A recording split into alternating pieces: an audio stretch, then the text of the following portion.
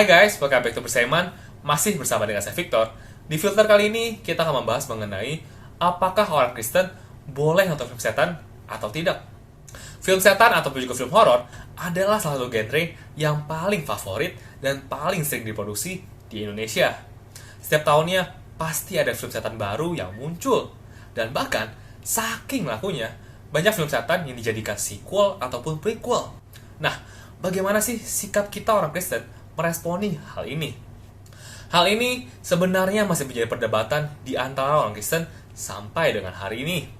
Ada yang menganggap bahwa film setan itu adalah hasil karya kegelapan sehingga perlu untuk dihindari. Ada juga yang berkata bahwa film setan ini justru bisa menjadi jalan untuk membawa orang kepada Tuhan. Ada yang bilang bahwa film setan ini semuanya tidak boleh ditonton. Tetapi ada yang juga bilang bahwa beberapa film setan masih layak untuk ditonton. Manakah yang benar? Mari kita bahas kedua perspektif ini.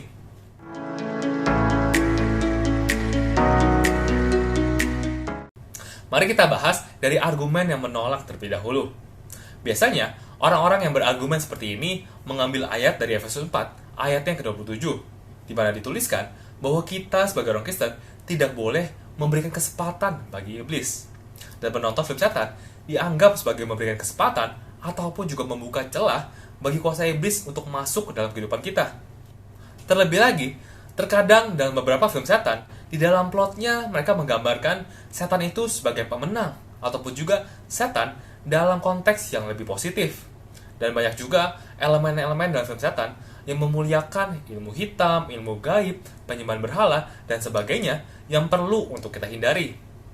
Mazmur 51 ayatnya yang ke-10 mengatakan bahwa kita perlu menjaga hati yang bersih dan juga pikiran yang murni. Dan menonton film setan bisa mengotori hal ini.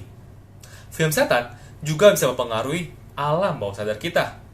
Banyak di antara film setan yang suka menampilkan gambar-gambar kekerasan yang sangat kejam ataupun juga pembunuhan yang sadis. Dan apabila kita terus-menerus terpapar akan hal itu, maka otak kita akan mulai terbiasa dan mulai menormalisasi akan hal itu. Nah, buat kalian yang suka nonton film horor, mari coba renungkan hal ini. Misalkan dalam beberapa film yang menggambarkan setan sebagai sosok yang baik, akankah kalian bergembira apabila melihat setan tersebut menang pada akhirnya? Ataukah dalam sebuah film, apakah kalian menunggu-nunggu kapan ya setan ini membunuh korban berikutnya? Apabila iya, ini adalah sinyal bahwa otak kalian sudah terkontaminasi oleh hal-hal yang buruk. Mari kita baca Filipi 4 ayat ke-8. Jadi akhirnya saudara-saudara, semua yang benar, semua yang mulia, semua yang adil, semua yang suci, semua yang manis, semua yang sedap didengar, semua yang disebut kebajikan dan patut dipuji, pikirkanlah semuanya itu. Ayat ini menuliskan bahwa bagaimana kita perlu untuk memikirkan hal-hal yang suci dan juga mulia. Apakah film setan mempromosikan hal ini? Ataukah sebaliknya?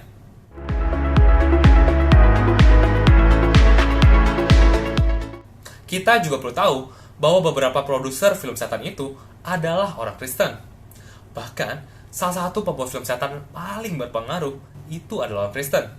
Namanya adalah Scott Derrickson, yang dimana karyanya adalah sebagai berikut: The Sinister, The Exorcism of Emily Rose, Harry's Inferno, dan Deliver Us from Evil. Derrickson suka membahas tema kekuatan spiritual, tapi dalam perspektif Kristen.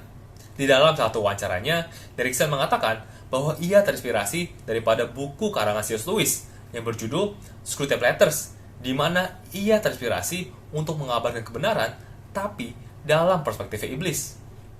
Dan kalau kita harus menghindari film setan karena itu tidak mempromosikan nilai-nilai yang alkitabiah, maka sebenarnya kita juga harus mengevaluasi hal-hal lainnya, tidak hanya setan.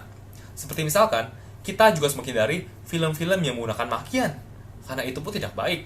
Ataupun juga kita harus menghindari film-film yang ada tindakan seksual ataupun juga kekerasan. Ada beberapa orang yang justru berkata bahwa film horor itu mengingatkan kepada kita semua bahwa setan itu benar-benar ada di dalam dunia ini dan ada pertempuran antara yang baik dan juga yang jahat. Dan ini membawa kita semua pada sebuah kesimpulan bahwa kita semua butuh juru selamat. Jadi kesimpulannya, kalau ada orang-orang yang berkeyakinan bahwa tidak ada satupun ataupun sesuatu yang baik yang datang daripada film horor seperti saya, maka kalian tidak perlu untuk menontonnya. Tapi, untuk orang-orang yang merasa tidak masalah dengan film horor atau malah terbantu dengannya, maka tontonlah film horor dengan bijak. Dan ini adalah beberapa tips untuk Anda. Pertama, sebelum kamu tonton, coba lihat dulu review film tersebut. Ada salah satu website movie reviewer Kristen yang bisa kalian jadikan referensi, yaitu adalah Plugin. Kedua, coba pelajari review tersebut ataupun juga tanya ke teman-teman kalian yang sudah menonton. Bagaimanakah setan digambarkan dalam film ini? Apakah di film ini setan dipermuliakan?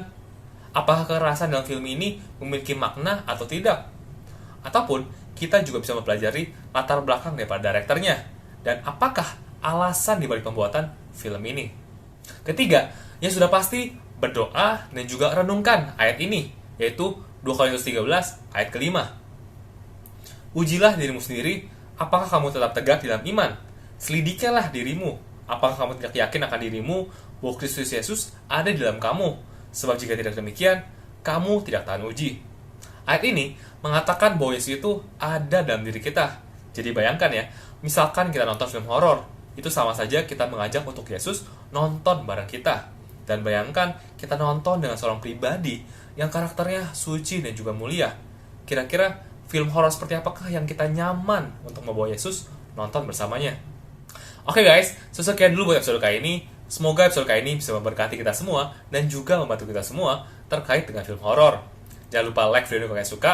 Jangan lupa juga share ke teman-teman kalian, serta komen kalau ada hal-hal yang kita bisa diskusikan bersama. Dan jangan lupa juga buat subscribe, serta nyalakan loncengnya ya, supaya kamu nggak ketinggalan video-video selanjutnya.